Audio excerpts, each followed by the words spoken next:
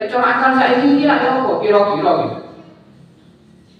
Perjalanan yang seharusnya 40 hari baru nyampe, dijalani 1 malam, nggak sampai 1 malam ya. Maka di sini dikatakan subhanallazi asra bi 'abdi lailan. Lailan itu pakai isim nakiro. Isim nakiro itu dilu, menunjukkan dilu. Lailan, kata-kata lailan beda dengan al-lailu. Al-lailu itu sunyi. Kalau lailan dilu.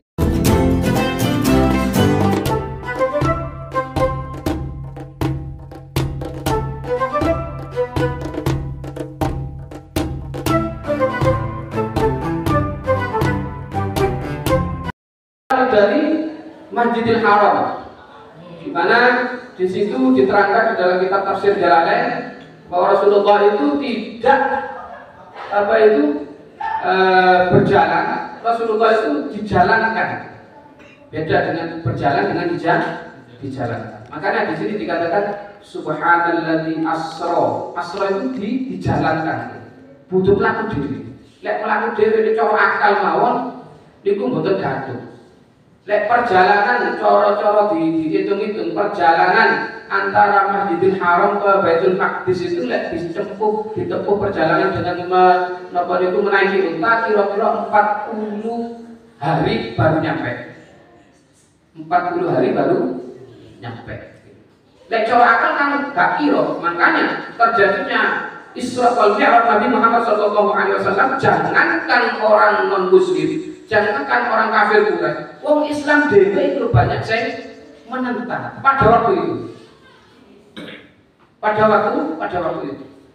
Kanjeng Nabi setelah Isra diceritakan bahwa saya itu dijalankan oleh Allah dari Masjidil Haram ke Masjidil Aqsa, lalu saya diangkat oleh Allah ke langit ke-7, lalu bertemu dengan Allah SWT di Musta'an atau di Sidratul. Kalau kenapa orang Islam? Ada orang di luar Islam. Orang Islam jadi pada waktu itu banyak yang menentang. Bahkan banyak yang mengatakan Muhammad itu gendeng. Cara akal saya ini kira apa? Kira-kira gitu.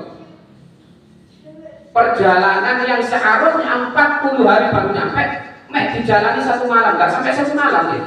Maka di sini dikatakan subhanallazi asra bi 'abdi lailan. Lailan itu pakai isim nakiro. Isim nakiro itu dilu, menunjukkan dilu. Lailan, kata-kata lailan beda dengan al-lailu. Al-lailu itu sunyi. Kalau lailan dilu, nomor itu bahkan dikatakan summa arutuhu minal ars, kan ngono ya. Summa arutuhu minal ars, maka saya diangkat minal ars, dikembalikan dari atas ya. Maksudnya itu dhuwur qabla ayya berdal farsh, sebelum tempat duduk saya atau tempat tidur saya itu dingin. Jadi perbedaannya nyata. Kanjeng Nabi itu di Isra wal Mi'raj diangkat ke langit ke Sidratul Muntaha. Waktune niku koyok sampean meninggalkan tempat tidur terus balik maneh tempat tidurnya si anget. Kira-kira suwe napa? Dilu. Ya kudu dilu tok itu. Kok sak trik meledak ya dia. Summa arudu minal ardh qabla ayyabudal farsh, balik sebelum tempat tidur saya itu dingin. Berarti kan dilu. Kalau dikandani koyo ngono gendeng ta Muhammad iki ya. Lah wong itu Masjidil Haram sampai Aqsa itu sak ngono dawane panasa nang langit barang. Lha iku balik sampai sebelum tempat tidurnya dingin. Kira-kira lek sampai dikandani koyo saiki model koyo ngono. Kira-kira percaya mboten? Ya padha wae kok kudu gendeng kok wae bandeng wedan anu lho mesti ya. Kan seperti itu. Tapi secara pikiran yang boten normal. Tapi kalau kita pikir secara akal mau sakit sebetulnya. Contoh iki. Ana semut iki, utawa semut wis apa jenenge siput itu apa jenenge? Ya basa Jawa napa? Begitu namanya lah pantaran. Nggih, maksudnya pinggire pantar lek. Dadi gini, maksudnya gini. Begitu lek nabrak ini. Kira-kira lek kene begitu mlaku kene nang Surabaya. Kira-kira sampai kapan? Sampai ngomong mesti ngomong sampai kiamat tak kira-kira kok itu. Ngono sih. Sampai kiamat gak kira tutup. Tetapi Rasulullah Asra ya dijalankan Rasulullah dijalankan dalam arti siput mang, bekeket mang, gak melaku dewi. Numpak bis pada saat ini. Kira-kira, lek bekeket melaku dewi untuk ini nang Surabaya kira-kira sampai 5 tahun misalnya pada saat ini. Tapi yang numpak bis, ya paling enggak paling suwe 3 jam, itu mulai macet. Kira-kira masuk akal nggak? Masuk akal nggak? Ini secara dohir mau sakit seperti itu. Nopongannya Allah yang menjalankan. Kan ngoten nggih, nopongannya ada kereta cepat sekarang ini. Ten Cina niku nggih. Ten Cina yang seharusnya jarak tempuhnya itu yang bisa berjalan dengan 10 jam niku bisa ditempuh dengan 1,5 jam. Kira-kira bantere kaya apa? Ya ono Pak Dhewe. Saking kuwatir iki. Hebat bahasane ngene mawon pun. Kula niki gak ada mbah sing haji iki lek cerita sampai 7 bulan. Aku besok biyen yo lek haji itu 7 bulan kae teko kene. 7 bulan kae teko kene. Kok suwe, Mbah? Ya mesti ae numpak kapal isor. Kapal isor ya ini. Kapal laut itu kapal isor. Lek kapal dhuwur ya kapal dhuwur iku mesti ae dhuwur iki kapal dhuwur iki. Kapal isor. Sing 3 bulan iku budale lek kalau saulan mulai nih telungu, nah pas 7 bulan, 7 bulan. Berarti tempuh jarak tempuhnya kok pirang bulan? Duh, kok betul 7 bulan. Senten Mekah kan hajinya 1 bulan, budale 3 bulan, mulainya telung, berarti 6 bulan. Bayangkan sampai 6 bulan sekarang ditempuh jaraknya cuma 10 jam tutup. Kira-kira masuk akal nggak? Lek coro saiki sampai nang kapal, kok coro dipikir biyen. Kok sesak ngono, Mbak? Iya, aku lho Mbak iso 10 jam itu tuh jarimu kan gendeng ngali-ngali wong aku. Lho wong aku ae nemu lan kan sih ya. Wah, awakmu kate nemu 10 jam tapi apa kok iki wong gendeng. Ngoten ya. Tapi nyatanya bisa. Tidak menutup kemungkinan tambahnya zaman teknologi yang semakin meningkat, semakin maju, bukan menutup kemungkinan bahwa besok itu ten Mekah mek iso 1,5 jam ya iso ae. Kan mboten wong bukti dek ini Cina 10 jam iso bisa. Napa niku? Mek 1,5 jam. Kan bisa saja nih. Lah itulah termasuk rahasia Isra wal Mi'raj Nabi Muhammad sallallahu alaihi wasallam. Zaman sinya dia banyak yang orang yang buatan percaya terus. Akhirnya diisrakan Rasulullah SAW perjalanan mulai Masjidil Haram, Masjidil Aqsa yang di situ dikatakan di dalam kitab tafsir Jalalain dia tidak berjalan sendiri melainkan disiapkan oleh Allah SWT dengan kendaraan yang namanya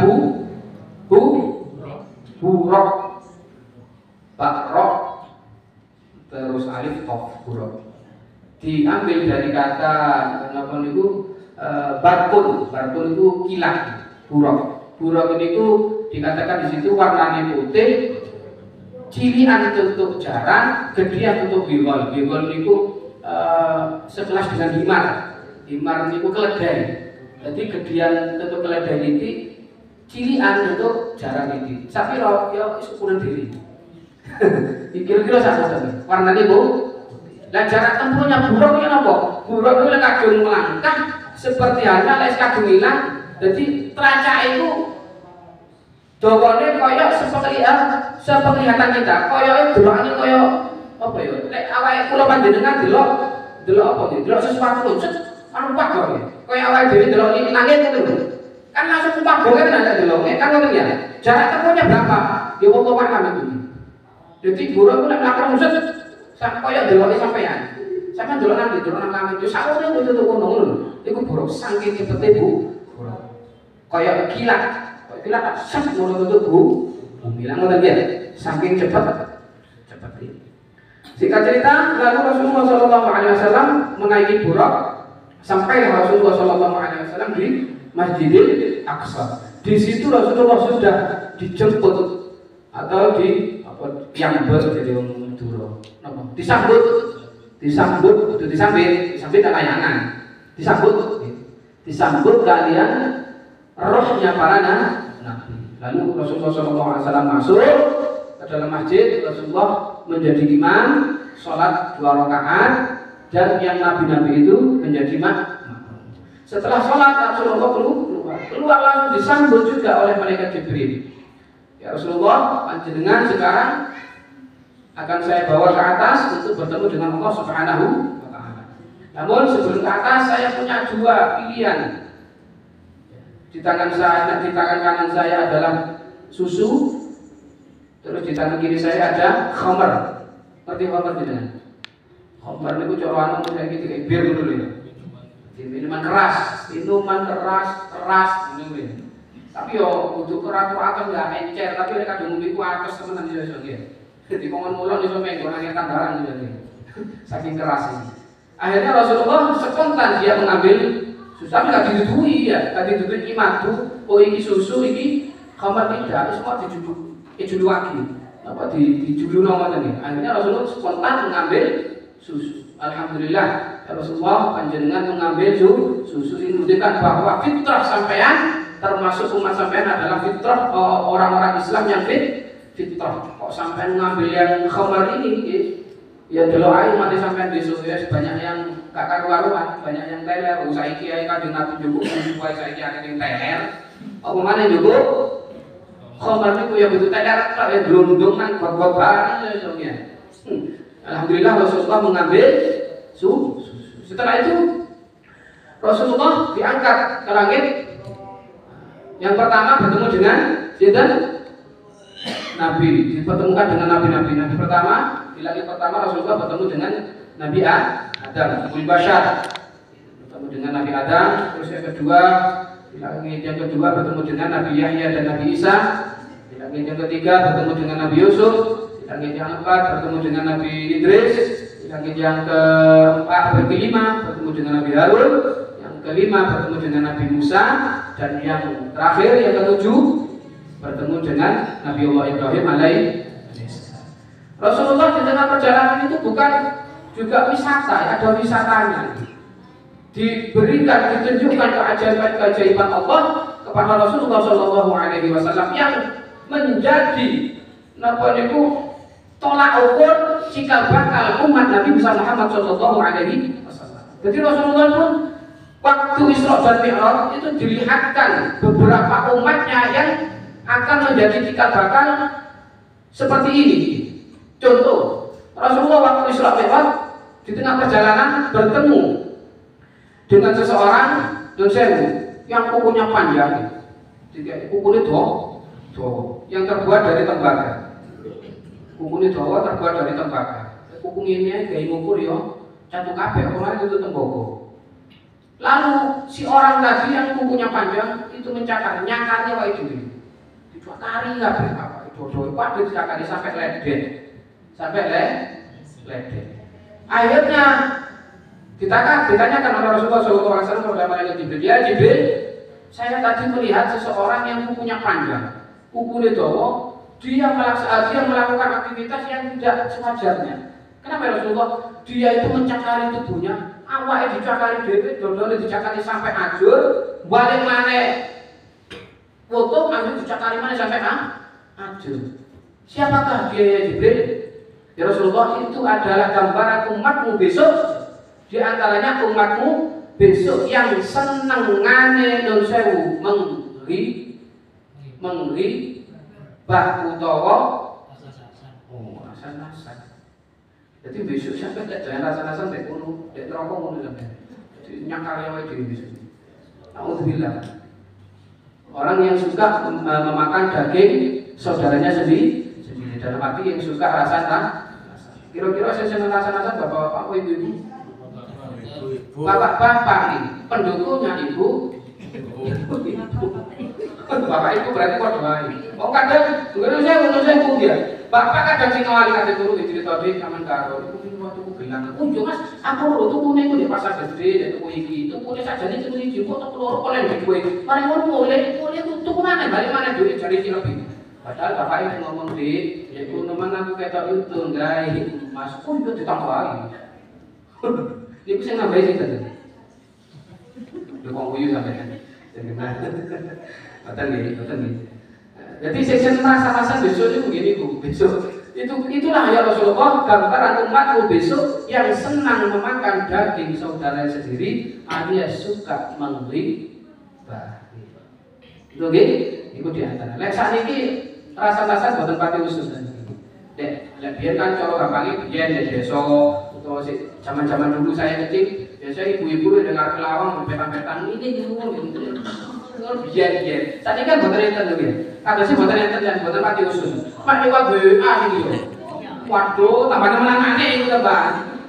Nggih. Dek arep tambah kakek tak ngomong dhewe sing bahaya niku. Lek Yunton apa jenenge omong-omong tanggane dengan lawan petan-petan ono sing ngaru bapaknya sok ngono Bu, wis mlebu ngono kali lho. Ono sing ngaru tapi saiki tambah sinten iki kok. Bojoku kangen di jeneng. Ojo ana delok di sini ya. Kadang ngrasane sak kampung dadi kesebut kabeh kadang. Bila hadratin Nabi Mustafa Muhammadin wa ala alihi wa ajmain kabeh ketok kabeh iki ya. Malah ngene iku. Tapi mboten nggih, tetep mriki mboten nggih. Kampung kula nggih, kampung kula mriki.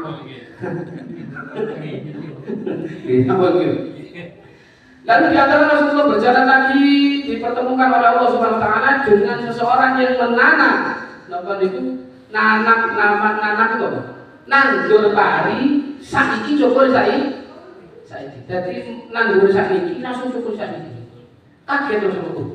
Kok iso ya? Padahal lek cara nandur pari niku lek panjenengan sik ilmu meten desa singen, pari niku paling boten lek pari singen iki. Pari singen. Napa? Lagi biasanya 6 bulan 7 bulan iki. Biasanya sak monten biasa. Lah niku boten iki. Jadi di taman sakniki cukup sakniki. Rasulullah takjub. Ya Jibril, siapakah gerangan orang yang menanam padi hari ini dan tumbuh hari terus seperti itu. Itu adalah gambaran umatmu ya Rasulullah besok yang senantiasa didedikasikan dirinya diperuntukkan untuk fisabilillah. Maka pahalanya seperti halnya padi yang di taman sekarang dan akan tumbuh sekarang terus sampai seperti itu. Dalam arti pahalanya akan dilipat gandakan oleh Allah SWT sampai 700 kali lipat. Itu kalau orang yang jihad fisabilillah. Jihad fisabilillah itu bukan karena perang saja. Di zaman sekarang banyak orang jihad fisabilillah. Sampean bangun masjid, orang bangun masjid, sampean titik-titik apa?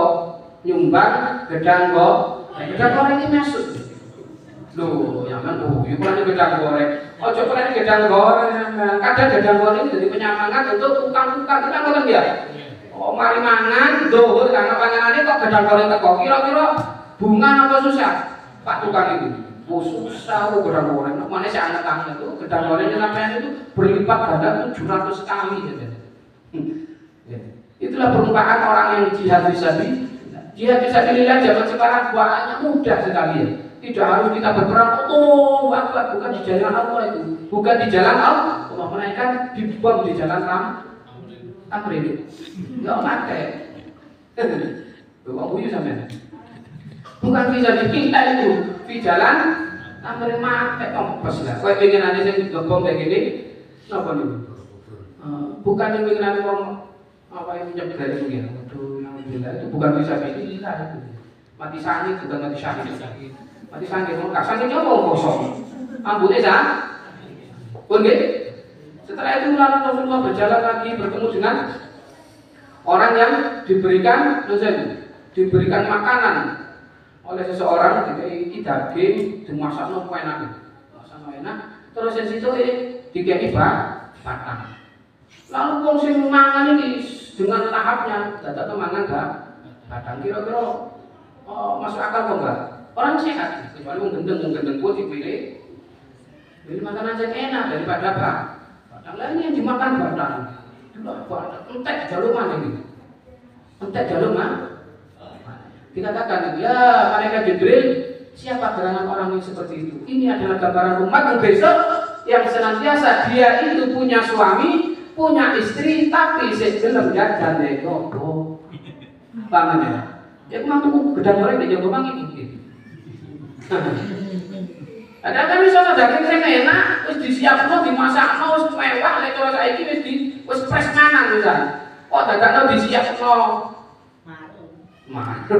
Disiapno napa niku dikai batang mang niku. Dikai daging mentah apa batang, kok dadakno juga sing batang. Ya kaya itu perumpamaan orang yang sudah diberikan istri dan sudah diberikan suami, tapi senengane sing jajan nek jopo. Kira-kira sinten niku? Ya kula lan panjenengan sedaya tidak menutup kemungkinan, tapi naudzubillah jangan seperti itu. Solusinya di mana? Jadi wong lanang nang jopo penggaweane dek jopo, wong embongan. Ya wajar, wong lanang delok wong wedok seneng wajar. Sing gak wajar itu nek disuguhi dikeki wong wedok sing mayu, limis-limis, sing bodine baenol, dadi mek meneng tok ayo iku perlu dipertanyakan iku wong lanang kowe. Sehat apa enggak? Wah, jenengan itu kira-kira kepingin selingkuh lah kasarane bangun. Ngoten nggih. Zaman sekarang kan sing akeh selingkuh kan. Di YouTube kan di ada perlu apa jenenge wali kota atau apa jenenge kepala desa perkok nek hotel iki ngoten ya. Jadi sampean nek kepingin kaya ngono iku, kepingin kasarane selingkuh, iku man di omah ono sing lebih apik dudu iki. Ngoten nggih, saged nggih. Kula piyambak nggih normal kula sing nom nggih. Wong iku kula mek sik iki mo ya. Nek iki mo mek anu lho ya. Lho napa iki kurang kan? Oh kakek, sok kakek, wong keluarga kula niku 11. Bahkan mbak kula niki yugane 23.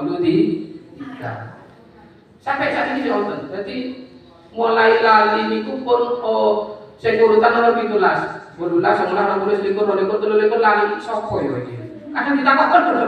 Itu masih eling, kadang kira iki sapa? Lho iki ame sampean. Sing nomor piro? Sing nomor 12. Kadang lali gitu. Omongane sing nomor 23 ditambah layan gitu. Kata nggih? Pun. Lalu Rasulullah melanjutkan perjalanannya. Lalu Rasulullah bertemu dengan seseorang yang memukuli kepala sendiri. Terus dia betul apa nggih? Kok ndelok iki jambul sampean? Ranti. Deloki nun sewu. Oh, kok deloki mah ya. Kok deloki napa niku? Contoh ndi mangke? Oh, melihat seseorang yang kepalanya dipukuli sendiri. Dipukuli sendiri. Oh, ndak dipukul sampai ajur balik mana? Kepukul mana sampai ajur balik mana? Ditanyakan oleh Rasulullah, ya malaikat Jibril, siapakah gerangan yang melakukan hal seperti itu? Apakah sakit? Sakit Rasulullah. Itu adalah gambaran umatmu besok yang enggan untuk mengeluarkan zakat umat untuk enggan untuk melakukan sholat. Jadi uang sing abot untuk melaksanakan sholat besok itu mendasar berdiri. Jadi itu adalah gambaran umatku yang waktunya sudah datang, waktu sholat sudah datang, tapi abotnya luar biasa. Dalam arti dia abot terus gak melakukan loh gitu. Nek abot sih melakukan ya boten. Mau jenenge apa maneh isya gak jamaah utawa isya kangkang sholat itu kate sembahyang kok sih ngenteni sih paling jam 09.00 niku wis. Wis kowe kok tak bareng tahajud kok kudu tahajud. Gitu ora. Moro-moro kok jam 5 iki. Aduh, kate sembahyang kok sampean. Ya subuh, isya aja wis kotor. Kalau nggih, wabate luar biasa. Makanya ada dua versi. Panjenengan melok Sayyidina Abu Bakar, saya melok Sayyidina Umar bisa. Sayyidina Abu Bakar itu kalau sholat isya langsung, setelah sholat isya sholat witir langsung. Apa itu? Sholat witirnya nanti seperempat malam. Itu Sayyidina Abu Bakar. Ditanyakan ya. Termasuk orang yang kuat. Kenapa sampai seperti itu? Termasuk orang yang kuat untuk beribadah. Jadi kalau saya jawab tidak, setelah sholat isya langsung sholat witir pada waktu itu. Jadi enak sampai. Jadi sampai sholat khususnya isya itu memang jadi apa lagi? Jadi patokan biasanya. Uang itu kadang kakian kayak lawang wedok-wedok itu biasanya buku wedok-wedok kalau musik lanang barang itu isya kadang sembahyang wis potokan biasanya kados no. Biasa sak subuh-subuh ilang ya. Sekadang enak tuh. Mugi-mugi kula panjenengan boten terus no. Nabi jawaban. Dan yang terakhir Rasulullah bertemu dengan bagi orang yang zina tadi ya. Yang suka zina tadi yang bertemu dengan wong tiga bojo, tiga lanangan orang wedokan tapi saya gelem ya. Ya, di antara peristiwa-peristiwa itu adalah gambaran daripada umat Nabi Muhammad SAW yang bisa melupakan. Rasulullah mulai lali dengan peristiwa yang terjadi pada dirinya. Saya ditinggal ambil bujurnya, yang ditinggal ambil paman, mulai lali. Makanya di situ Rasulullah memberikan refleksi kepada Allah, kepada Nabi Muhammad SAW, sekaligus yang terpenting di antara itu adalah Rasulullah bertemu dengan Allah Subhanahu Wa Taala dan diberikan amanah, yaitu merupakan sholat. Ceritanya lah umum sampai ketemu pertama diberikan kewajiban sholat 50 waktu mudun ketemu Nabi Musa. Nabi Musa makanya Nabi Musa itu terkenal Nabi sing ceremek ya jare mudun. Jare itu pakaian ngomong. Padahal Nabi Musa itu wong cadel, ngerti cadel ya. Cadel itu pelan. Makanya Nabi Musa itu dibarengi sama Nabi Harun karena Nabi Musa itu cadel, pelan. Waktu kecil Nabi Musa dikai napa? Dikai mowo, ambil dikai apel. Ya. Karena Nabi Musa itu dari cilik saya digendong itu. Katanya juga apel tapi ditampel ambil malaikat Jibril. Terus akhirnya juga mowo diplong sampai pelat akhirnya. Ini bahaya kalau juga apel berarti anak ajaib ini. Iki besok saya bisa matanya. Akhirnya oh iya berarti hari ini ada biasa. Gak istimewa. Akhirnya ya itu sampai besar jadi cadel, tapi masih cadel masih pelat kakean ngomong. Makanya sampai sak umat ini Bani Israil kakean takon gitu. Sampai sekarang di umat yang paling pakai ngomong ya umat Nabi Musa. Nabi Musa sendiri banyak protes kepada Allah Subhanahu wa Ta'ala. Sampai ini tadi kisah Isra wal Mi'raj Nabi Muhammad SAW. Tapi untungnya orang Nabi Musa sampai hari. Pulau panjenengan ini untungnya orang Nabi Musa secara dohir loh. Orang Nabi Musa kok sampean kali kula niki nun sewu dikai kewajiban seket orang Nabi Muhammad SAW turun gak ketemu Nabi Musa ya wis sampean. Allahu Akbar adzan kedaan adzan mane baru dibusak mane gak kok berwedaan sampean. Sing lanang gak kok berkatokan. Titik sembahyang akhirnya ketemu Nabi Musa jadi limo porting sampai di lah itu limo loh Nabi Musa jangan mana umatmu itu cili wong umat kok dene sak mono ae gak kuat apa mana umatnya sampean limo jadi mana kok seumpama Nabi Muhammad gak suka kalau sholat saja sakjane lho tapi berhubung Nabi Muhammad ya ora sungkan akhirnya ya limo ini. Alhamdulillah karena sholat adalah untuk pembeda kula panjenengan sedaya dengan orang kafir. Untuk pembeda kula panjenengan dengan orang kafir sinten? Di antara lain adalah sholat. Pembeda kula dan dengan orang yang di luar Islam adalah sholat.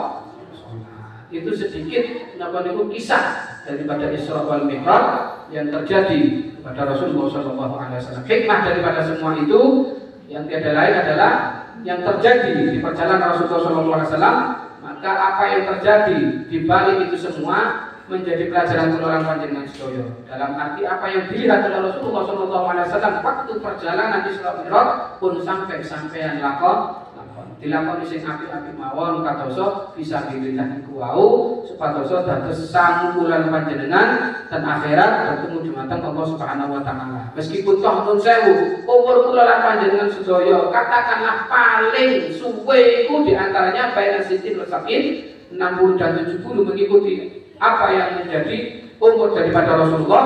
Meskipun mek titik dibanding umat-umat yang lain, tapi umur kula lan panjenengan lek diparingi bisa fisabilillah maka akan dilipat gandakan oleh Allah Subhanahu wa Ta'ala. Itu yang namanya umur barokah. Jadi meskipun yang kita lakukan cuma satu kali, tapi niatnya lillahi kalimatillah, niatnya karena Allah Subhanahu wa Ta'ala bisa menjadi sedekah jariyah kula lan panjenengan sedaya. Meskipun toh panjenengan sudah meninggal dunia, tapi sudah punya jariyah, maka umur sampai lebih daripada umat-umat terdahulu. Mugi-mugi apa ingkang kula sampaikan menjadi ilmu yang barokah yang bermanfaat yang bisa menjadi kula panjenengan yang lebih baik daripada sebelumnya. Mudah-mudahan apa yang menjadi apa yang kita sampaikan menjadi ilmu yang barokah khususnya dalam penggunaan pribadi, dan apa yang kami sampaikan apabila ada benarnya itu semua semata-mata dari Allah SWT, dan apabila ada kesalahan itu semata-mata dari kami pribadi. Wallahul muwaffiq ila aqwamit thoriq. Assalamualaikum warahmatullahi wabarakatuh. Al-Fatihah.